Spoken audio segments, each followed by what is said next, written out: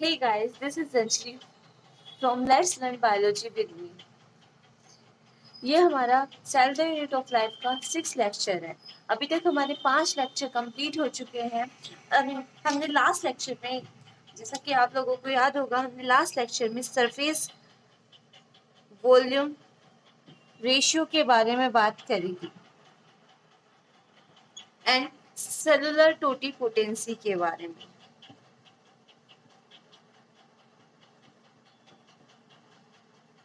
Study की थी। Am I right? Surface volume ratio ने हमें बताया था कि कैसे सेल डिवाइड करती हैं और उन्हें क्यों जरूरत होती है डिवाइड करने की। सेलुलर टोटिपोटेंसी ने हमें बताया था कि जो सेल्स हैं वो कैसे एक प्लांट को प्रोड्यूस कर देती है। जैसे एक सिंगल सेल फुल बॉडी को प्रोड्यूस कर सकती है, किसी भी ऑर्गेनिजम्स की फुल बॉडी को प्रोड्यूस कर सकती है। ऐसा ही नहीं है कि मैंने बोला था स्टार्टिंग में अभी कि प्लांट को ही ग्रो कर सकते हैं, नहीं, बहुत हम एनिमल को भी ग्रो कर सकते हैं। हम एक एनिमल सेल लेकर हम उस सिंगल सेल से एक फुल ऑर्गेनिज्म बना सकते हैं, लेकिन जो इसकी डीके पावर जो होगी वो ज्यादा होगी। इसी वजह से इस प्रोसेस को हम क्लोनिंग भी बोलते हैं। क्लोन, क्योंकि एक सेल से एक पूरी फुल बॉडी का फुल ऑर्गेनिज्म का प्रोडक्शन को हम क्लोनिंग भी बोलते हैं। लेकिन इसका डीके प्रोसेस बहुत फास्ट होगा एज कम्पेयर टू अदर्स। जैसे एक नॉर्मल ह्यूमन होता है, उसकी एज कितनी होगी? 70-80 साल लगभग, अगर हम मान के चले इतना। लेकिन जो इसका होगा ये तो इसकी आधी उम्र भी नहीं कर पाएगा कंप्लीट। ज्यादा से ज्यादा 5 से 10 साल जिएगा। इसका डीके प्रोसेस बहुत फास्ट है। 5 से 10 साल भी मैंने ज्यादा बोला है, बहुत फास्ट डीके प्रोसेस है इसका। ठीक है, इस लेक्चर में हम आगे बात करेंगे प्रोकैरियोटिक सेल्स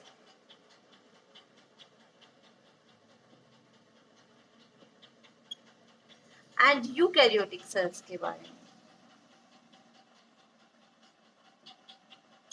जैसा कि हमने अभी तक बात की थी कि प्रो का मतलब होता है प्रिमिटिव।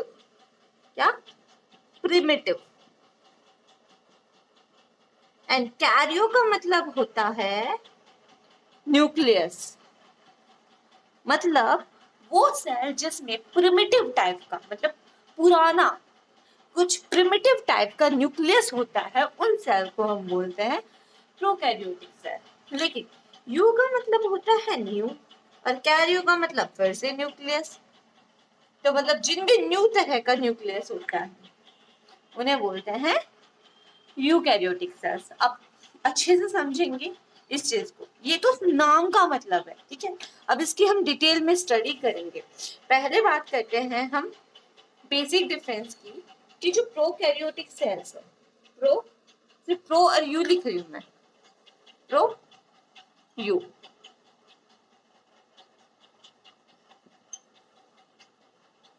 प्रोकैरियोटिक, यूकैरियोटिक, ठीक है। हमने बात की जो प्रोकैरियोटिक सेल्स है, सपोज ये एक सेल्स है। इस सेल में क्या होगा?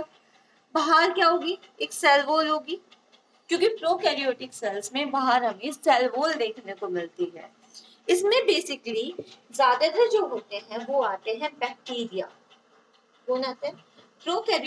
प्रोकैरियोटिक सेल्स में मोस्टली बैक्टीरिया आता है। और बैक्टीरिया 5 किंगडम में से, जो हमारे 5 किंगडम क्लासिफिकेशन है, हमारी 5 किंगडम क्लासिफिकेशन है, हमने सारे ऑर्गेनिजम्स को 5 किंगडम में डिस्ट्रीब्यूट किया है। आर.एच.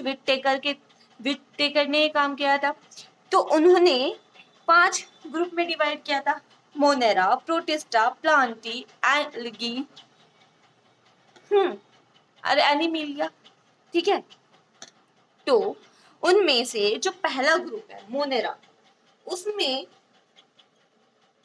ये बैक्टीरिया आते हैं।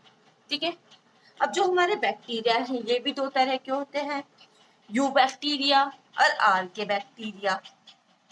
क्या? यू बैक्टीरिया और आर के बैक्टीरिया। यू बैक्टीरिया जो होते हैं ये न्यू, यू का मतलब ही क्या मैंने बताया, न्यू, और आर के ये दुनिया में सबसे पहले आने वाले बैक्टीरिया थे, जो मतलब धरती पे जो चीज पहले आई थी वो ये थी आर्के बैक्टीरिया, जो किसी भी हार्श कंडीशन में एग्जिस्ट कर सकते हैं। अगर इसे मैं इन बैक्टीरिया को अगर उबलते हुए पानी में भी डाल दो ना, इन पे कुछ असर नहीं पड़ेगा। ये ऐसे है, ये एक्सट्रीम कंडीशंस जिन्हें हम बोलते हैं ना, उस कंडीशन में भी सरवाइव कर सकते हैं।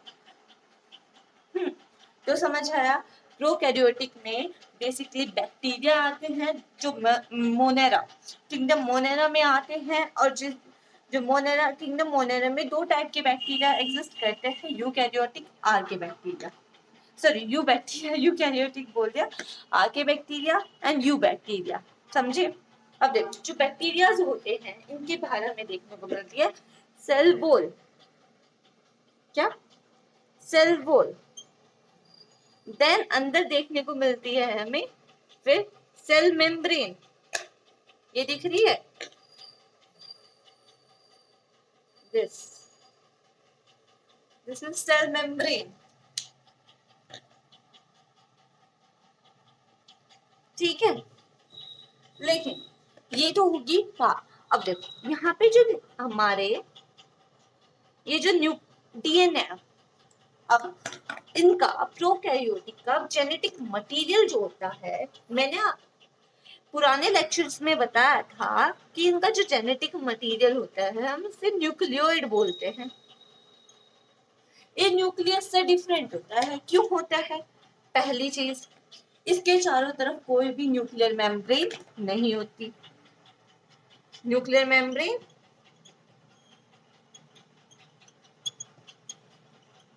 नहीं होती। सेकंड, यूकैरियोटिक में क्या होता है, जो डीएनए होता है ना, इस टाइप से डीएनए, सपोज ये डीएनए एक हिस्टोन प्रोटीन है, ये हिस्टोन प्रोटीन मैंने मान लिया हिस्टोन प्रोटीन ही है, अपने इसके चारों तरफ खुद को लपेट के इस तरह से आगे बढ़ता है, ठीक है, और अपने आप को कॉम्पैक्ट कर लेता है। यूकैरियोटिक सेल्स में क्या होता है, डीएनए ये हिस्टोन प्रोटीन के चारों हिस्टोन प्रोटीन के ऊपर खुद को चारों तरफ ऐसे लपेट के आगे बढ़ता जाता है, लेकिन यहाँ पर इस तरह का कुछ नहीं होता, हिस्टोन प्रोटीन नहीं होते, हिस्टोन प्रोटीन नहीं होते। ये हो गया बेसिक डिफरेंस कि न्यूक्लियोइड में ये जो इसका जेनेटिक मटेरियल है उसे हम न्यूक्लियोइड बोलेंगे, और न्यूक्लियोइड के चारों तरफ न्यूक्लियर मेम्ब्रेन नहीं होती है, उसमें हिस्टोन प्रोटीन नहीं पाए जाते हैं, ठीक है, ये तो हो गया। अब जो इसका न्यूक्लियोइड है, अब देखो मैंने अभी कहा न्यूक्लियर मेम्ब्रेन नहीं है, हिस्टोन प्रोटीन नहीं है, ये बस ऐसे है, सपोज इसके ऊपर कोई धागा लपेटा हुआ है, उसे मैं खोल दूं और खोल के फेंक दूं, इस तरह से पड़ा हुआ है, लेकिन वो जो धागा ये पड़ा हुआ है ना, ये सर्कुलर फॉर्म में पड़ा हुआ है, कैसे? सर्कुलर फॉर्म में। तो न्यूक्लियोइड कैसा हुआ? सर्कुलर हुआ, कैसा? इसमें जो न्यूक्लियोइड में जो डीएनए है वो सर्कुलर फॉर्म में इस तरह से अपने आप को अरेंज किए हुए है। इसमें हमें सर्कुलर डीएनए देखने को मिलता है। और हमने बोला कि यूकैरियोटिक का जो डीएनए है वो अपने आप को हिस्टोन प्रोटीन के ऊपर लपेट के कॉम्पैक्ट कर लेता है, लेकिन ये तो सर्कुलर डीएनए फॉर्म में है, तो ये सर्कुलर फॉर्म में क्यों पाया जा रहा है? जब इसमें हिस्टोन प्रोटीन नहीं है तो ये सर्कुलर फॉर्म में आया कैसे? इसका रीजन होता है पॉलीअमाइन। क्या? पॉलीअमाइन। इसमें हिस्टोन प्रोटीन नहीं है पर नॉन हिस्टोन प्रोटीन है, क्योंकि देखो यार डीएनए क्या होता है, बहुत बड़ा होता है, ठीक है, और डीएनए जब बहुत बड़ा होता है तो उसे हमें कॉम्पैक्ट करना पड़ता है। अब यहाँ पे हिस्टोन प्रोटीन तो है नहीं इसे कॉम्पैक्ट करने के लिए, तो यहाँ पे इसे कॉम्पैक्ट करने के लिए आते हैं पॉलीअमाइन और नॉन हिस्टोन प्रोटीन, जो इसे कॉम्पैक्ट करने का काम करेंगे और इसे सर्कुलर फॉर्म में लेके आते हैं। यहाँ पे ये जो प्रोकैरियोटिक सेल में जो न्यूक्लियोइड होता है वो सर्कुलर होता है और कैसा होता है? कॉम्पैक्ट होता है। और कॉम्पैक्ट किसकी वजह से होता है? पॉलीअमाइन और नॉन हिस्टोन प्रोटीन की वजह से, ठीक है। अभी थोड़ा सा ऐसा लग रहा होगा कि कितने रखने वाला है, बट याद तो रखना पड़ेगा ये चीज। समझ आया? Okay, next. अब यहाँ पे क्या हुआ, अब देखो भाई, अब एग्जाम्पल से समझते हैं कुछ। ये मैंने स्टार्टिंग में ये एग्जाम्पल बताया था लास्ट लेक्चर्स में, जो हमारे लास्ट लेक्चर थे उनमें मैंने बताया हुआ है। ये एक फैक्ट्री है भाई, कोई बिजनेस कर रहे हो या कोई फैक्ट्री लगा रहे हो, हमेशा उस फैक्ट्री का कोई ना कोई मालिक तो होगा, कोई ना कोई बॉस तो होगा। ऐसे ही ये भी एक फैक्ट्री है, इसका बॉस ये होगा। तो कोई बॉस होगा, बॉस का काम क्या होता है, ये कोई बॉस है, बॉस क्या करेगा, किसी को बॉस क्या करेगा, इसने ये जमीन खरीदी, पहला क्या करेगा, फैक्ट्री डालनी है अभी हमें, तो जमीन खरीदी, अब भाई वर्कर्स लेके आएगा, मशीनें लेके आएगा, भाई किसी भी चीज की फैक्ट्री खोल रहे हो तो मशीनें चाहिए, वर्कर्स चाहिए, ठीक है। तो मशीनें लगा, ये मशीनें लगा दी सपोज इसने, ठीक है,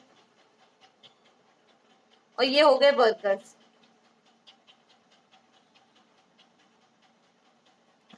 ये हो गए वर्कर्स, ठीक है।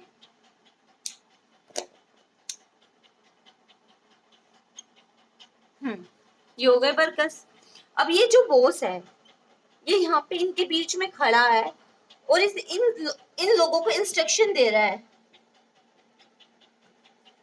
यहाँ पे ये फैक्ट्री है, ये मशीनें लगा दी है, वर्कर्स है, ये बॉस है, तो ये इन सबको इंस्ट्रक्शन दे रहा है, कह रहा है कि ये मशीनें ऐसे ऐसे काम करती है, तुम लोग ऐसे ऐसे काम करो, ठीक है। अब भाई इन्होंने काम किया, जो प्रोडक्ट इन्हें बनाना था वो इन्होंने बना लिया। सपोज ये किसकी जो इन्हें प्रोडक्ट बनाना था वो इन्होंने बना लिया। अब जो इन्होंने प्रोडक्ट बनाया, अब उसे भाई मार्केट में भेजना है, तो उसे पैक करके देना पड़ेगा, तो उसे पैक करके कैसे देंगे। अब इसके पास तो कोई ऐसी मशीन नहीं है भाई, इतनी जगह नहीं थी कि पैकेजिंग वाली मशीन भी लेके आ सके, तो इसने क्या किया, पैकेजिंग के लिए क्या किया, इसने कहा तुम लोग ही, ये जो वर्कर्स हैं, इसने अपने वर्कर्स से कहा तुम लोग ही इसे पैकेज कर दो, इसे पैक करके ट्रांसपोर्ट के लिए भिजवा दो। अब ये बताओ, खुशी से देखना, ये मैंने एक एग्जांपल दिया कि एक कंपनी है, सॉरी एक फैक्ट्री है, मशीनें लगी हुई हैं, वर्कर्स है। अब यहाँ देखना तुम, ये जो बॉस है, ये क्या है, फैक्ट्री के बीचों बीच खड़ा होके या कहीं भी एक जगह खड़ा होके इन लोगों को इंस्ट्रक्शंस दे रहा है। इसका कोई पर्टिकुलर ऑफिस तो नहीं है कि यहाँ पे इसका ऑफिस बना हुआ है, एक कैबिन बना हुआ है इसका, जहाँ पे ये बैठा हुआ है ऑर्डर चलाया जा रहा है, ऐसा तो नहीं है। अब ये तो इन्हीं के साथ खड़ा हुआ है, वर्कर कौन है, बॉस कौन है, कुछ नहीं पता, है ना। मतलब दोनों बस थोड़ा बहुत तो फर्क होता ही है बॉस में और वर्कर्स में, बट ये तो इन लोगों के साथ ही मिला हुआ है ना। अब ऐसे ही प्रोकैरियोटिक सेल्स को देखो, ये जो न्यूक्लियोइड है बेचारा बीचों बीच यूं ही पड़ा है, कोई बाउंड्री नहीं है, कोई कैबिन नहीं है इसका। इसने सेल को इंस्ट्रक्शन दी, यहाँ पे राइबोसोम्स है, प्रोकैरियोटिक सेल्स में राइबोसोम्स पाए जाते हैं, ठीक है। ये प्रोसेस यहाँ का, इसने ऑर्डर दिया इन राइबोसोम्स को कि प्रोटीन का फॉर्मेशन करो। राइबोसोम्स का काम होता है प्रोटीन को बनाना, क्या, प्रोटीन फॉर्मेशन का।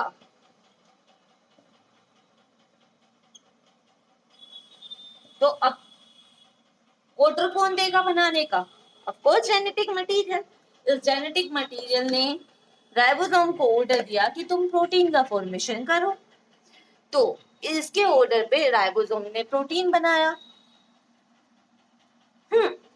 तो लेकिन अब भाई प्रोटीन बना तो दिया मशीनों से, अब देखो ये बेचारा इन्हें यहीं खड़ा होकर इंस्ट्रक्शन दे रहा है ना, खुले में बिल्कुल। कोई ऐसी बाउंड्री तो नहीं है ना, कोई बाउंड्री नहीं है ना, यहीं खड़ा बैठा बैठा इंस्ट्रक्शन दे रहा। अब दूसरी कंडीशन समझो, कोई पैकेजिंग हाउस नहीं है, राइबोसोम बना रहे हैं, यही पैकेजिंग चल रही है, सब यही हो रहा है, ठीक है। अब ये एक कैबिन है, सॉरी कैबिन नहीं, ये एक फैक्ट्री है। यहाँ पर एक कैबिन बना हुआ है बॉस का। ये अलग, ये वो एरिया है जहां पर काम चल रहा है, इस फैक्ट्री का जहां पर काम चल रहा है।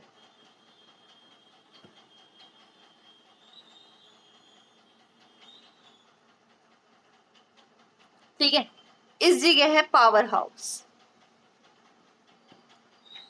भाई अगर फैक्ट्री बड़ी हो जाए, सपोज ये छोटी फैक्ट्री, अगर फैक्ट्री इन सपोज ये जो बनाया है, ये जो फैक्ट्री जो प्रोडक्ट बना रही थी वो मार्केट में बहुत बिकने लगे, उसकी डिमांड बढ़ने लगे, ठीक है, तो क्या होगा, फैक्ट्री भी बड़ी करनी पड़ेगी, फैक्ट्री बड़ी हो गई। अब फैक्ट्री पहले ये थी, अब ये बन गया, बॉस का कैबिन बन गया। पावर, भाई बिजली थोड़ी बहुत चाहिए थी पहले तो अरेंज कर लेते, लेकिन अब भाई फैक्ट्री बड़ी बन गई तो पावर, हमें तो बड़ा सा पावर हाउस चाहिए अपना, तो पावर हाउस बना लिया। ठीक है, यहाँ पे पैकेजिंग की अलग मशीन लगी हुई है कि जो सामान बना रहे हैं उसको पैकेज करके पहुंचाने के लिए अलग मशीन में, ये बॉस का कैबिन है। हाँ, अपने असिस्टेंट को ऑर्डर देता है ये जो बॉस है, ये अपने असिस्टेंट को ऑर्डर देगा कि जाओ तुम वर्कर्स को बोलो, वर्कर्स कौन है, राइबोसोम्स है ना, कि जाओ उनको बोलो कि प्रोटीन का फॉर्मेशन करेंगे, ये मिला के ऐसा प्रोटीन, मुझे इस तरह के प्रोटीन की जरूरत है, इस तरह के प्रोडक्ट की जरूरत है, उनसे बोलो वो मुझे बना के देंगे। तो ये क्या करेगा, जिसका असिस्टेंट है वो इन जाके वर्कर को बोलेगा और ये लोग ऐसा ही फॉर्मेशन करेंगे। ऐसे ही यूकैरियोटिक सेल्स में होता है। जो यूकैरियोटिक सेल्स है, ये इनका बॉस बैठा हुआ है, इनका बॉस मॉलिक्यूल बैठा हुआ है, बिल्कुल कॉम्पैक्ट होके बैठा हुआ है और अच्छे से बाउंड्री है, सिक्योरिटी है पूरी। अब भाई कोई बड़ी कंपनी का मालिक है तो क्या होगा, उसे तो सिक्योरिटी देनी पड़ेगी ना। अब ऐसे तो नहीं है बिना सिक्योरिटी के उसका काम चल जाएगा, तो सिक्योरिटी तो देनी पड़ेगी, तो इसके चारों तरफ सिक्योरिटी भी होगी। हाँ, अब बाहर इसने क्या कहा, इसे कुछ प्रोटीन चाहिए था, तो इसने अपने असिस्टेंट को बोला कि जाके राइबोसोम से बोले कि प्रोटीन का फॉर्मेशन करेंगे, राइबोसोम इसमें भी। हाँ, ज्यादा बिजली चाहिए, इन्होंने अपना पावर हाउस भी रख रखा है, माइटोकॉन्ड्रिया, हाँ है ना। पैकेजिंग के लिए गोल्गी कॉम्प्लेक्स है ना, सब कुछ पैक करके दे देगा। भाई कचरा हटाना है, भाई फैक्ट्री है तो कचरा भी तो हटता होगा, कचरा हटाना। भाई छोटी फैक्ट्री में कहाँ इतना काम झाम होता है, छोटी सी जगह सब कुछ हो जाएगा, लेकिन जब बड़ी है तो काम भी ज्यादा होगा। तो इसके लिए पेरोक्सिसोम है ना, सारा टॉक्सिक निकालने के लिए पेरोक्सिसोम है ना, तो बस ट्रांसपोर्ट करना है। अब ट्रांसपोर्ट तो रह गया ना, प्रोडक्ट बना लिया, पैकेजिंग कर दी, सारा फैक्ट्री से टॉक्सिक निकाल दिया, है ना, ठीक है। तो क्या, अब ट्रांसपोर्ट भी तो करना है, उसके लिए एंडोप्लाज्मिक रेटिकुलम किस काम का है, फिर यही काम करता है, वो ट्रांसपोर्ट का काम करता है, ठीक है। पूरा जाल पूरे में फैला हुआ है, मैंने क्या बताया था, एंडोप्लाज्मिक रेटिकुलम का मतलब क्या होता है, एंडोप्लाज्मिक रेटिकुलम, एंडो मतलब अंदर, पूरे साइटोप्लाज्मिक, प्लाज्मिक मतलब साइटोप्लाज्मिक, अंदर की तरफ साइटोप्लाज्मिक, रेटिकुलम मतलब नेट जैसा, जाल जैसा, जाल जैसा जो प्लाज्मा में फैला हुआ है वो एंडोप्लाज्मिक रेटिकुलम कहलाता है। समझ गए, तो समझ आया, ये बेसिक डिफरेंस समझ आए कि यूकैरियोटिक में न्यूक्लियर मेम्ब्रेन होती है, स्टोन प्रोटीन यहाँ पे बहुत अच्छे से कॉम्पैक्ट रहते हैं तो न्यूक्लियर मेम्ब्रेन रहती है, स्टोन प्रोटीन रहते हैं। इनका अलग पावर हाउस माइटोकॉन्ड्रिया होते हैं, मतलब दूसरे को अच्छे से मेम्ब्रेन बॉन्ड ऑर्गेनल्स होते हैं इनमें। यहाँ पे बेचारे ये हैं, यहाँ तो बॉस कोई सिक्योरिटी प्रोवाइड नहीं है तो इनके चारों तरफ मेम्ब्रेन नहीं है, तो दूसरे मेम्ब्रेन मेम्ब्रेन बोर्ड ऑर्गेनल कहाँ से पाए जाएंगे? यहाँ डबल सिक्योरिटी मिल रही है, यूकैरियोटिक में डबल सिक्योरिटी है, यहाँ पे सिंगल सिक्योरिटी भी नहीं मिल रही। समझ आया? अब देखो, इन्हें मूव कराने के लिए इनमें क्या होता है, लोकोमोटरी ऑर्गेनल्स होते हैं, ठीक है, इसमें पाया जाता है फ्लैजिला। क्या? फ्लैजिला। अब यूकैरियोटिक सेल्स में भी फ्लैजिला पाया जाता है और प्रोकैरियोटिक में भी पाया जाता है। लेकिन जो ये वाला, जो इन बैक्टीरिया में फ्लैजिला होता है, वो यूकैरियोटिक फ्लैजिला से अलग होता है, क्योंकि ये जो फ्लैजिला होता है ये फ्लैजिलिन प्रोटीन से मिलकर बना होता है। किससे? फ्लैजिलिन प्रोटीन, ये एफ है, ये फ्लैजिलिन प्रोटीन से मिलकर बना होता है। समझ आया? अब यहाँ से फॉर्मेशन हो गया, ट्रांसपोर्ट भी हो गया, अब इसे मूव करना है तो इसके लिए पास लोकोमोटरी ऑर्गन आ गया। सेल बोल है, सेल मेम्ब्रेन है कि भाई क्या अंदर आना है, डबल मतलब इसके चारों तरफ तो है ही ना सिक्योरिटी, चाहे बॉस के पास हो या ना हो। अब भाई जैसे किसी की कोई फैक्ट्री है या कोई शॉप है, ठीक है, किसी की दुकान है, अब भाई वो ताला तो, शटर लगा के ताला तो लगाता ही है ना दुकान पे। अब ऐसा तो नहीं है कि खुला छोड़ जाएगी कि चोर लोग तुम आओ और चोरी करके सामान लेके लूट के ले जाओ। अब ऐसा तो नहीं करता ना कोई भी, बाहर से तो सब सिक्योरिटी देते हैं ना, तो बाहर से ये भी सिक्योरिटी प्रोवाइड कर रहा है। अब किसको अंदर आना है, किसको नहीं आना है, तो उसके लिए सेल वॉल और सेल मेम्ब्रेन है। ठीक है, अब इसकी जो सेल वॉल है, इसमें कोई छोटे छोटे सल्फेट ऐसे स्ट्रक्चर पाए जाते हैं जिन्हें हम पिली बोलते हैं। क्या बोलते हैं? पिली। अब ये पिली क्या काम करते हैं? पिली का काम होता है कि जब ये मूव कर रहे होते हैं ना, ये ऐसे सर्कुलरली मूव कर रहे हैं, जैसे मोटर घूमती है ना, इनका फ्लैजिला ऐसे काम करता है जैसे मोटर घूमती है ना गोल गोल, इस तरह से ये एकदम से चाबी सी भरेगा और ये आगे की तरफ चलेगा। लेकिन ये पिली क्या काम करते हैं, आप सुनिए, ये काम करते हैं जब इन्हें रोकना होता है ना, इन्हें कहीं भी रोकना होता है खुद को, तो उसके लिए ये आउटर सरफेस इस तरह से, जहां भी इन्हें रुकना है उस तरह से ऐसे जकड़ लेते हैं उस जगह को और वहां रुक जाते हैं। तो इनका काम होता है, ये होता है पिली का काम। ये छोटे छोटे मतलब लिटिल फ्लैजिला जैसे छोटे छोटे स्ट्रक्चर हैं जो होल्डिंग का काम करते हैं। क्या? होल्डिंग का। समझ आया? स्ट्रक्चर समझ आया प्रोकैरियोटिक सेल्स का? अब चलो आगे की बात करते हैं। बेसिक डिफरेंस तो समझ आ गया ना? अब एक चीज हो, जो प्रोकैरियोटिक और यूकैरियोटिक जो टर्म दी थी, वो टर्म दी थी डोट्रीन, DAU, ठीक है, डोट्रीन, ठीक है। अब बेसिकली अगर हम आगे की बात करते हैं, अभी हमने मेन समझा कि इनके बीच में बेसिक डिफरेंस क्या था, ठीक है। अब आगे बात करें, बेसिकली अगर हम बात करें, तीन टाइप ऑफ की सेल्स होती हैं। पहली prokaryotic cells, second mesokaryotic sales,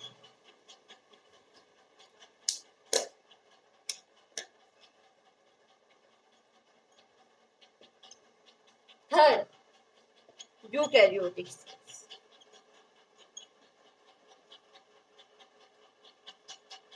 अब समझो तीनों के pro primitive nucleus, nucleus membrane नहीं होती, हिस्टोन प्रोटीन नहीं है, न्यूक्लियस मेम्ब्रेन नहीं है, हिस्टोन प्रोटीन नहीं है, कुछ नहीं है, बस इस तरह से ये सेल है, इसमें न्यूक्लियस भैया न्यूक्लियोइड बैठे हुए हैं, सर्कुलर DNA होता है। यहाँ पर सिक्योरिटी तो रहती है, मतलब ये बीच में, मतलब पूरी चीज में नहीं है, आधा भी नहीं है। असल न्यूक्लियर मेम्ब्रेन है बट हिस्टोन प्रोटीन नहीं है। जिनमें न्यूक्लियर मेम्ब्रेन, जिन ऑर्गेनिजम्स में न्यूक्लियर मेम्ब्रेन देखने को मिलती है बट हिस्टोन प्रोटीन नहीं देखना, उन्हें मीजोकैरियोटिक बोलते हैं। सिर्फ इकलौता ही एक ऐसा ऑर्गेनिजम्स है धरती पर जो इकलौता ही एक ऐसा ऑर्गेनिज्म है धरती पर जो मीजोकैरियोटिक है। मीजो वो है डाइफ्लैजिलेट जीलेट एल्गी। डाइफ्लैजिलेट एल्गी, समझे? अब यूकैरियोटिक सेल्स न्यूक्लियर मेम्ब्रेन भी है, हिस्टोन प्रोटीन भी है। और जो मीजो क्या प्रोकैरियोटिक और यूकैरियोटिक जो टर्म दी थी वो दी थी डोटरी ने, और मीजोकैरियोटिक जो टर्म दी थी वो दी थी डोज ने, DO, ठीक है, डोज ने। समझ आया?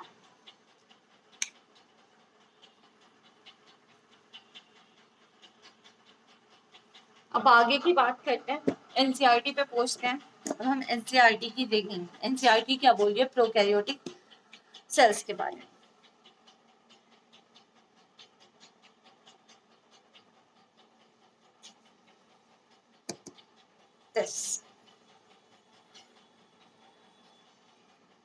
Prokaryotic cells are represented by bacteria, की मतलब प्रोकैरियोटिक सेल्स में मोस्टली बैक्टीरिया आते हैं। ब्लू ग्रीन एल्गी आती हैं। ब्लू ग्रीन एल्गी से ये मत समझ लेना इसके नाम से कि ये एल्गी है। ब्लू ग्रीन एल्गी भी जो होती है ये एक तरह का बैक्टीरिया है जिसे हम साइनोबैक्टीरिया बोलते हैं। इसे हम साइनोबैक्टीरिया बोलते हैं। समझ गए? ठीक है। माइकोप्लाज्म और पीपीएलओ, माइकोप्लाज्म और पीपीएलओ। माइकोप्लाज्म के बारे में मैंने पहले भी बताया जब हम ओवरव्यू ऑफ द सेल देख रहे पढ़ रहे थे, ये कि इसने बैक्टीरिया प्रूफ फिल्टर में वायरस के साथ कंफ्यूजन कर दी थी, है ना? ये बहुत छोटा, सबसे छोटा बैक्टीरिया होता है। माइकोप्लाज्मा पीपीएल, इसके बाहर सेल वॉल नहीं होती, ध्यान रखना। PPL pleuropneumonia like organism. एक बात हो, जो माइकोप्लाज्मा है और पीपीएलओ ये दोनों एक है। जैसे जो पीपीएलओ है ये इसलिए इसका नाम पीपीएलओ पड़ा क्योंकि पहले क्या होता है ना, कैटल्स में माइकोप्लाज्मा एक बीमारी करता था, न्यूमोनिया। कैटल में न्यूमोनिया करता था जिसकी वजह से जब, लेकिन हम जो साइंटिस्ट थे, मैंने क्या कहा था, इसने बहुत कंफ्यूजन क्रिएट करी थी कि ये वायरस है या बैक्टीरिया है, वायरस है या बैक्टीरिया। इसलिए जो साइंटिस्ट थे वो बेचारे कंफ्यूज थे कि ये हो किसकी वजह से रहा है, तो इसलिए स्टार्टिंग में इसे नाम पीपीएलओ दे दिया गया था। समझ गए? They are generally smaller and multiply more rapidly than eukaryotic cells. जो प्रोकैरियोटिक सेल्स होती है वो बहुत छोटी होती हैं। ऑफ कोर्स बैक्टीरिया है तो बहुत छोटा होगा, और इनका जो साइज होता है, सॉरी, और जो ये मल्टीप्लाई करती है ना, बहुत जल्दी जल्दी मल्टीप्लाई करती है। एग्जांपल देखो कैसे। दही है, तुम दही जब जमाते हो तो दूध को गर्म करते हो, पास्चुरेशन ऑफ कर्ड, है ना, पास्चुरेशन ऑफ कर्ड, है ना। जब हम दही जमाते हैं तो क्या करते हैं, दूध को गर्म करते हैं। दूध गर्म किया और दूध में थोड़ा सा एक्स्ट्रा दही, मतलब दूसरा दही डाल दिया, ऐसे ही करते हैं। दूध में दही डाल देंगे और उस दही, जो थोड़ा सा दही डाला, इतना सा एक चम्मच दही डालते हैं एक पतीले दूध में, एक चम्मच दही से पूरा पतीले में दही जम जाती है। अब ऐसे कैसे होता है? अब देखो, जो एक चम्मच दही थी उसमें बहुत सारे, बहुत थाउजेंड्स ऑफ लैक्टोबैसिलस बैक्टीरिया होंगे। क्या होंगे? लैक्टोबैसिलस बैक्टीरिया थे। अब उस लैक्टोबैसिलस बैक्टीरिया ने क्या किया, अपने आप को बहुत जल्दी जल्दी मल्टीप्लाई किया। 5 से 6 घंटे में दही जम जाता है, और उन 5 से 6 घंटे में ही लैक्टोबैसिलस ने अपने आप को इतनी जल्दी मल्टीप्लाई किया कि वो पूरे कर्ड को पास्चुरेट कर दिया। समझ गए ये कितनी जल्दी डिवाइड करते हैं सारे बैक्टीरियाज। तो मल्टीप्लाई मोर रेपिडली देन यूकैरियोटिक सेल्स। अब यूकैरियोटिक सेल्स की बात कर लो, एनिमल सेल इतनी जल्दी डिवाइड नहीं करती है, प्लांट सेल इतनी जल्दी डिवाइड नहीं करती है। They may vary greatly in shape and size. इनका साइज, अब जो बैक्टीरियाज है इनका साइज और शेप्स भी अलग अलग हो सकती है। कैसे, वो भी देखते हैं। ठीक है, बेसिकली इनकी 4 शेप होती हैं। पहला रोड शेप, बेसिलस बोलते हैं। ठीक है, कैसे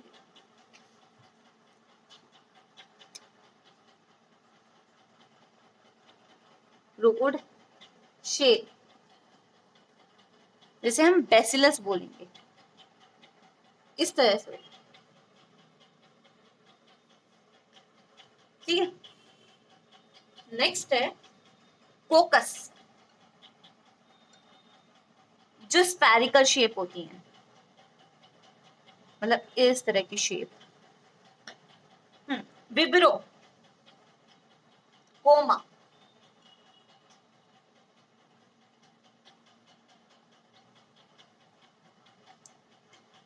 स्पाइरलम, स्पाइरल शेप। ठीक है, लेकिन जब ये दो, एक कोकस हो तो उसे कोकस बोलते हैं, मतलब एक सर्कुलर बैक्टीरिया हो तो उसे कोकस बोलते हैं। लेकिन अगर 2 हो तब क्या बोलेंगे, इस तरह से 2 जुड़े हो, इन्हें बोलेंगे हम डिप्लोकोकस। ठीक है, 4 हो टेट्राड,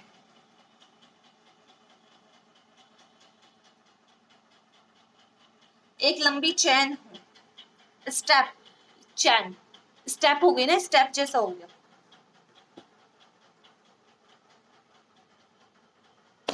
स्टेप जैसा हो गया, Streptococcus.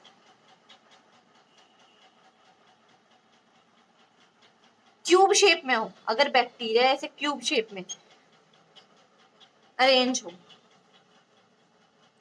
सार्किंग,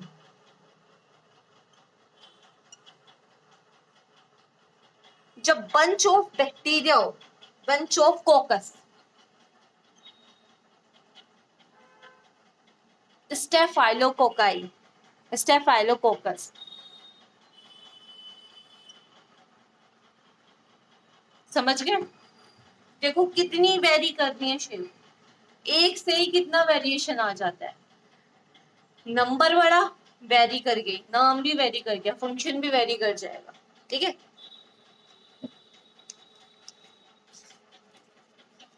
multiply more rapidly than eukaryotic cell, shape और साइज में वेरी करते हैं, कोई डाउट नहीं है। 4 तरह की शेप होती हैं, bacillus, कोकस, विब्रो, spiral.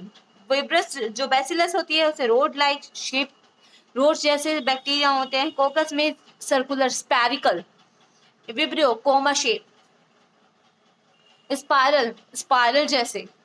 The organism of the prokaryotic cell is fundamentally similar even though a prokaryotic exhibit a variety of shape and functions।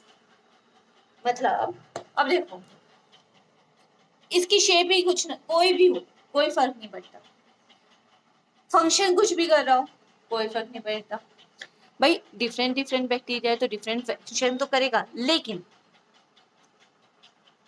जब फंक्शन अलग है, शेप अलग है, उससे फर्क नहीं पड़ता। लेकिन जो इनके अंदर जो फंडामेंटल चीजें हैं ना वो सिमिलर होगी। अगर एक बैक्टीरिया के अंदर न्यूक्लियोइड पाया, एक प्रोकैरियोटिक सेल्स के अंदर न्यूक्लियोइड है तो दूसरे में भी न्यूक्लियोइड होगा। राइबोसोम है तो राइबोसोम है। अब इसका इसका मतलब ये नहीं है कि इसके अंदर माइटोकॉन्ड्रिया आ जाएगा, नहीं। फंक्शन चेंज होने से ये मतलब नहीं है कि इसके अंदर माइटोकॉन्ड्रिया या दूसरा ऑर्गेनल आ जाएगा या इसमें मेम्ब्रेन वॉन्ड हो जाएगी, ऐसा कुछ नहीं है। जैसा हमने बेसिक स्ट्रक्चर अभी थोड़ी देर पहले समझा था, हर प्रोकैरियोटिक सेल्स का वही बेसिक स्ट्रक्चर रहेगा, चाहे शेप कैसी हो, चाहे फंक्शन कैसा हो, चाहे कितने भी हो, कोई फर्क नहीं पड़ेगा। all prokaryotic cell have a cell wall surrounding the cell membrane। मैंने अभी बताया कि सेल वॉल होती है, देन सेल मेम्ब्रेन होती है। सेल वॉल होगी, देन सेल मेम्ब्रेन होगी। सेल वॉल, सेल मेम्ब्रेन, यही बताया अभी। Cell wall surround the cell membrane, लेकिन माइकोप्लाज्मा में सेल वॉल नहीं होती, इसलिए उसके चारों तरफ जो होती है सेल मेम्ब्रेन होती है। The fluid matrix filling the cell in the cytoplasm is the cytoplasm. अब जो देखो मैंने स्टार्टिंग में बताया था, चाहे प्रोकैरियोटिक सेल हो चाहे यूकैरियोटिक सेल्स हो, जो इसके अंदर जो फ्लूइड भरा हुआ है, जो कोलाइडल सॉल्यूशन, साइटोप्लाज्म को मैंने क्या बताया था, कोलाइडल सॉल्यूशन, याद हो तो। वो चाहे कोई सी भी सेल हो वो सिमिलर है, दैट इज साइटोप्लाज्म, जहाँ पे जितनी भी केमिकल एक्टिविटी हमारी सेल की चल रही होती है वो सब यही होती है। There is no well defined nucleus, कोई वेल डिफाइंड न्यूक्लियस नहीं होता, मतलब कोई उसकी पर्टिकुलर बाउंड्री नहीं है ना। तो जेनेटिक मटेरियल जो बेसिकली नेक्ड होता है, मतलब अगर हम देखें उसमें कोई भी बाउंड्री नहीं होती, तो अगर हम सेल के अंदर यूं ही झांके तो हमें यूं ही दिखाई देता है, कि ऐसा नहीं है कि किसी कैबिन में। अब देखो जैसे हमने बात की थी, दो ऑफिस है, सॉरी दो फैक्ट्री है, ऑफिस बोल रही हूँ मैं, दो फैक्ट्री है, बॉस यहाँ खड़ा हुआ है, बॉस यहाँ कैबिन में। अगर यहाँ मैं, ये फैक्ट्री का गेट है, ये भी इस फैक्ट्री का गेट है, यहाँ एंटर करूंगी, यहाँ मैं आ गई, ये भी, तो मुझे ये बॉस दिखाई दे जाएगा, हाँ या नहीं। अब मैं यहाँ आ गई तो मुझे बॉस से मिलने के लिए परमिशन लेनी पड़ी, है ना। देन मैं उसकी कैबिन में जाऊंगी और तब देखूंगी उसको, लेकिन यहाँ क्या है, बॉस आराम से मिल पा रहा है।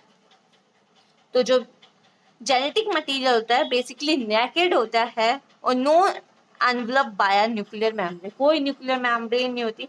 इन addition to the genetic genomic DNA, the single chromosome या सर्कुलर डीएनए, मैंने बताया था जो इसका जेनेटिक डीएनए है या जीनोमिक, वो सर्कुलर फॉर्म में है, हिस्टोन प्रोटीन की वजह से नहीं, नॉन हिस्टोन प्रोटीन और पॉलीअमाइंस की वजह से अपने आप को कॉम्पैक्ट करके रखा है। भाई अब ऐसा तो है नहीं कि ठाया डीएनए रख दिया, ऐसा भी नहीं है ना। वो अपने आप को किसी कॉम्पैक्ट फॉर्म में कैसे लाया हुआ है, क्योंकि बहुत छोटी सी सेल है, जो सेल का जो साइज है वो बहुत छोटा है, डीएनए का साइज बड़ा है, इसलिए उसको खुद को कॉम्पैक्ट करना पड़ा, जिसके हेल्प से हमने देख लिया। Many bacteria have small circular DNA outside the genomic DNA. मतलब बहुत सारे बैक्टीरिया ऐसे होते हैं जिनके जो मेन सर्कुलर डीएनए है उसके अलावा भी जीनोमिक डीएनए पाए जाते हैं। मतलब ये जो सेल है,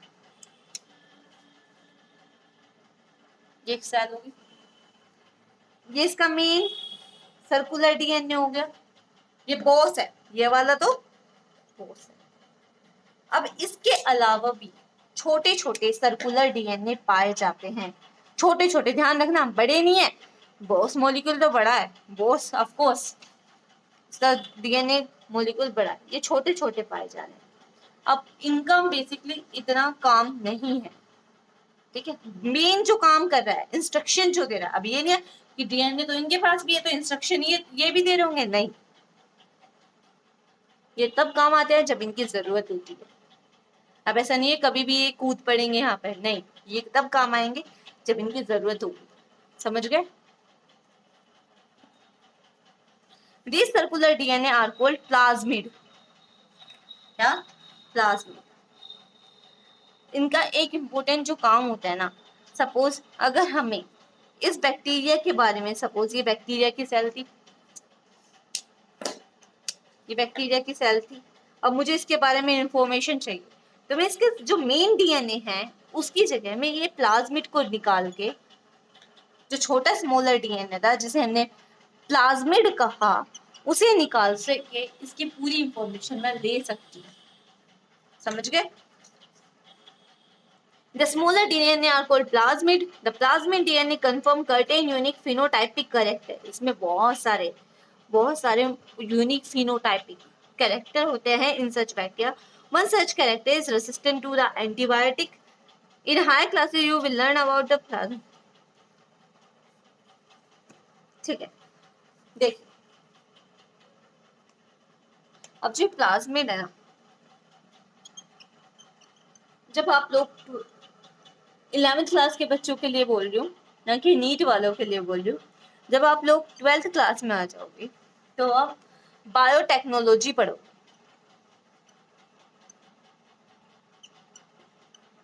ठीक है, बायोटेक्नोलॉजी पढ़ोगे, जहां पे आप देखोगे कि इस प्लाज्मिड का यूज करके ही बहुत सारी एंटीबायोटिक से रेसिस्ट किया गया है।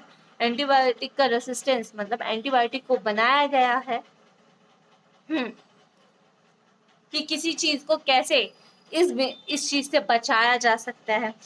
बहुत सारी मतलब इससे इससे क्या कह रहे हैं, बैक्टीरियल ट्रांसफॉर्मेशन, मतलब इसका, अगर सपोज मैं एक बार सही से समझाने की कोशिश करती हूँ। ये दो बैक्टीरिया थे, मैं चाहती हूँ इस सपोज ये दो फूल हैं।